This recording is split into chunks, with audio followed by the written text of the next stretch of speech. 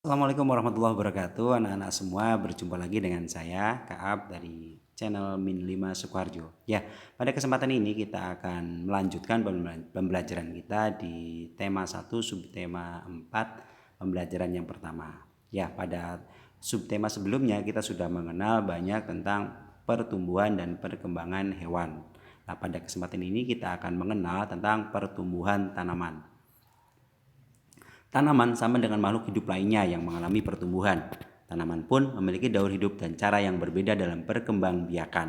Ada tanaman yang mengalami perkembangbiakan secara alami, ada juga tanaman yang mengalami perkembangbiakan secara buatan.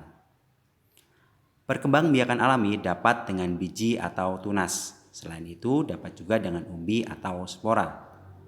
Contoh tumbuhan yang berkembang biak secara alami dengan biji adalah pohon mangga, jeruk, dan semangka.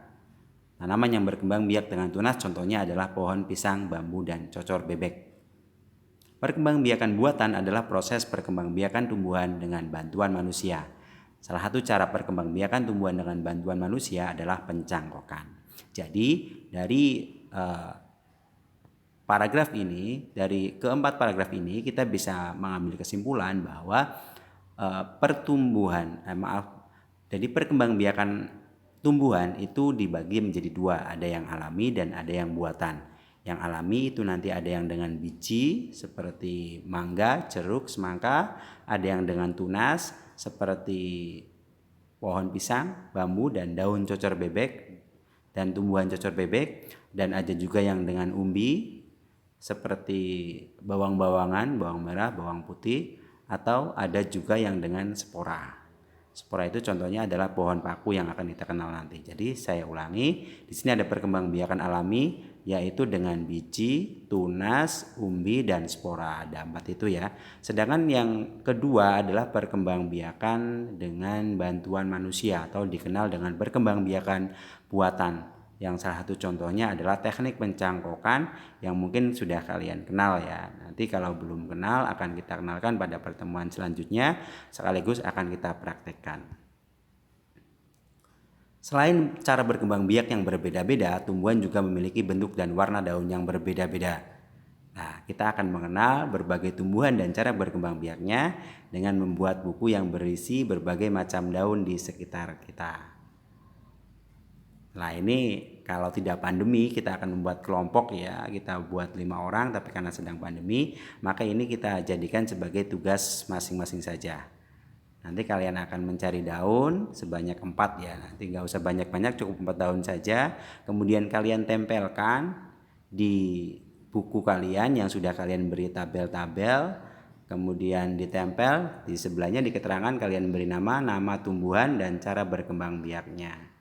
Seperti itu. Nah, nanti akan seperti ini ya, kalian buatnya ya, buat tabel dulu, terus cari daunnya sebanyak 4, ditempel, terus diberi nama, diberi keterangan nama tumbuhannya apa, cara berkembang biaknya seperti apa, seperti itu. Kalian cari 4 buah daun dan kemudian kalau sudah selesai ditempel, diberi nama dan cara berkembang biaknya, kemudian kalian foto, kalian kirimkan di grup. Nah, anak-anakku semua, daun kering itu juga dapat digunakan sebagai hiasan. Menghias gambar dengan tempelan daun kering disebut dengan kerajinan mozaik. Nah, bagaimana caranya? Kita bisa mencari daun yang kering, kemudian kita robek-robek atau kita sobek menjadi kecil-kecil, bisa dengan tangan atau dengan gunting, yang kemudian sobek-sobekan itu atau potongan-potongan daun itu kita tempelkan pada sketsa yang sudah kita buat, baik itu gambar bunga-bungaan, gambar hewan-hewanan, itu kita tempelkan di situ dengan lem yang kita sudah siapkan. Nah, di samping dengan daun, kita juga bisa menggunakan biji.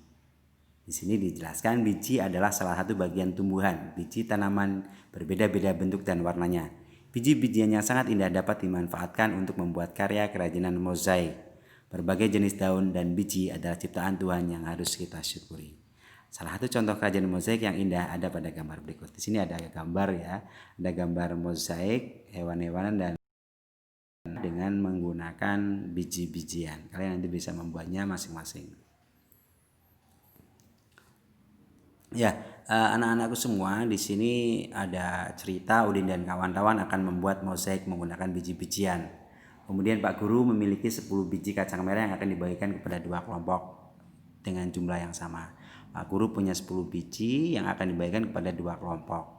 Nah, berapa banyak biji kacang merah yang diterima setiap kelompok? Bagaimana caranya? Kita akan lihat. Ya, di sini caranya kita siapkan dua tempat, kemudian masing-masing kita beri satu-satu.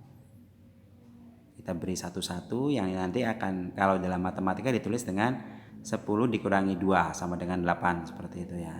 Kemudian kita kurangi satu-satu lagi, kita tambahkan di tempat yang tadi satu-satu.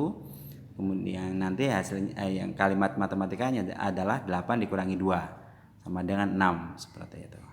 Seterusnya sampai habis. Nah, nanti setelah habis berarti tinggal seperti ini ya, masing-masing dapat 5.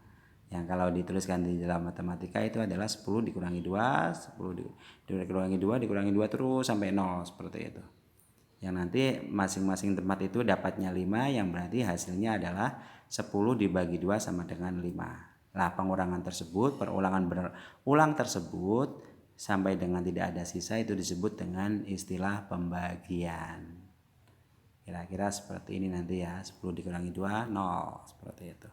Nah, 2-nya ada berapa? 1, 2, 3, 4, 5. Berarti 10 dibagi 2, 10 dibagi 2 itu hasilnya adalah 5. Seperti itu ya. Oke, kita contohkan lagi biar lebih bisa dipahami.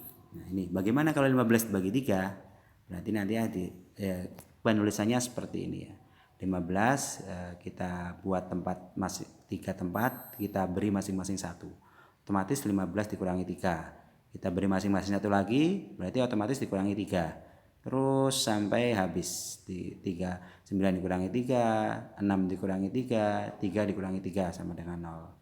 Nah, otomatis yang bagaimana kalau 15 dibagi 3 ini berarti hasilnya adalah pengurangan 3 kalinya itu ada berapa? Itu adalah hasilnya. Pengurangan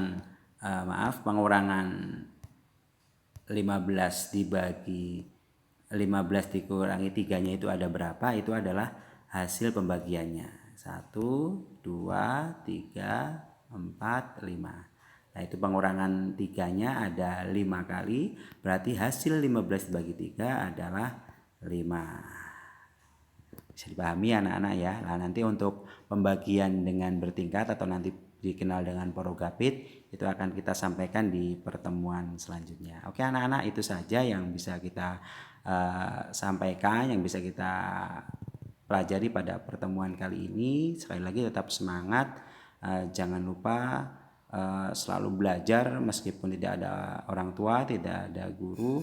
Kalian bisa mengisi soal-soal yang ada di Anaja, kalian bisa membaca-baca buku yang kalian punyai selagi ada pandemi ini. Nanti pada saatnya nanti kita akan bertemu di pembelajaran tatap muka di sekolah seperti biasa. Semoga secepatnya. Oke, terima kasih. Wassalamualaikum warahmatullahi wabarakatuh.